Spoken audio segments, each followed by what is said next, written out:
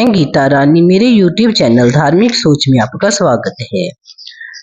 हिंदू धर्म में एकादशी तिथि का बहुत महत्व है। वर्ष भर में 24 एकादशियां आती हैं और अधिक मास मिलाकर 26 एकादशियां होती हैं। सभी एकादशी व्रत का अपना अपना अलग अलग महत्व होता है। आइए आज हम फागुन मास के कृष्ण पक्ष में पड़ने वाली एकादशी के बारे में जानते हैं। धर्मराज युधिष्ठिर बोले, हे जनार्दन, फागुन मास के कृष्ण पक्ष की एकादशी का क्या नाम है तथा उसकी विधि क्या है? कृपा करके आप मुझे बताइए। भगवान बोले, हे राजन, फागुन मास के कृष्ण पक्ष की एकादशी का नाम विजय एकादशी है। इस व्रत के प्रभाव से मनुष्य को विजय प्राप्त होती है। ये व्रत सब व्रतों से उत्तम व्रत है। इस विजय एकादशी के महात्म्य के श्रवण व पठन से समस्त पाप नाश को प्राप्त हो जाते हैं। इस एक समय देवऋषि नारद ने जगत पिता ब्रह्मा जी से कहा, महाराज, आप मुझसे फागुन मास के कृष्ण पक्ष की एकादशी के विधान कहिए। ब्रह्मा जी कहने लगे, हे नारद, विजय एकादशी का व्रत पुराने तथा नए पापों को नाश करने वाला है। इस विजय एकादशी की विधि मैंने आज तक किसी से भी नहीं कही।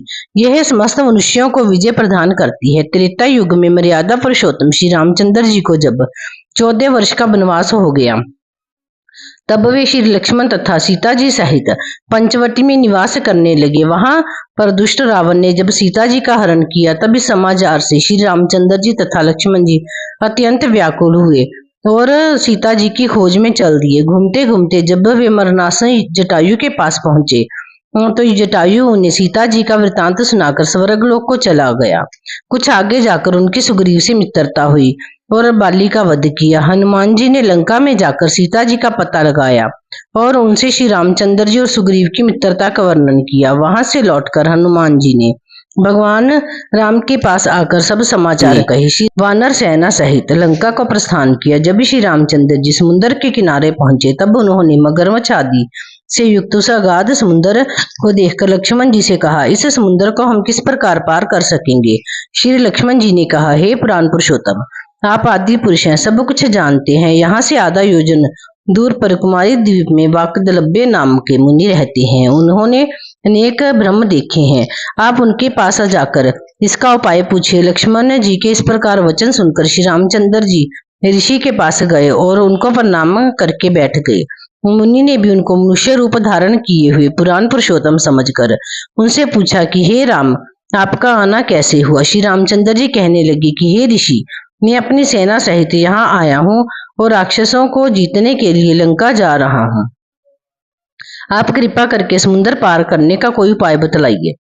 मैं इसी कारण से आपके पास आया हूँ। वाकदलभ्य ऋषि बोले, हे श्री राम, फागुन मास के कृष्ण पक्ष की एकादशी का उत्तम व्रत करने से निश्चय ही आपकी विजय होगी। साथ ही आप समुद्र भी अवश्य पार कर लेंगे।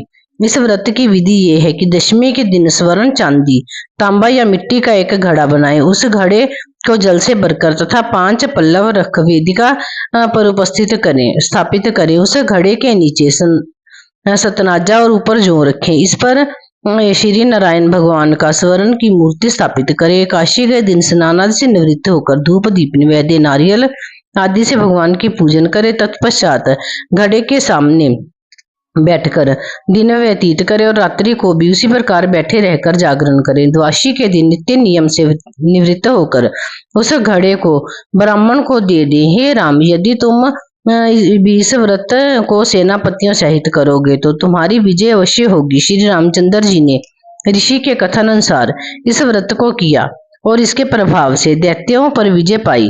अतः हे राजन, जो कोई मनुष्य विधि पूर्वक इस व्रत को करेगा, दोनों लोकों में उसकी विजय अवश्य होगी। श्री ब्रह्मा जी ने श्री नारद जी से कहा था कि हे पुत्र, जो कोई इस व्रत के महात्म्य को पढ़ता है या सुनता है, उसको वाजपेयी यज्ञ का फल प्राप्त होता है। बोलो एकादशी महारानी की जय। श्री विष्णु भगवान की जय।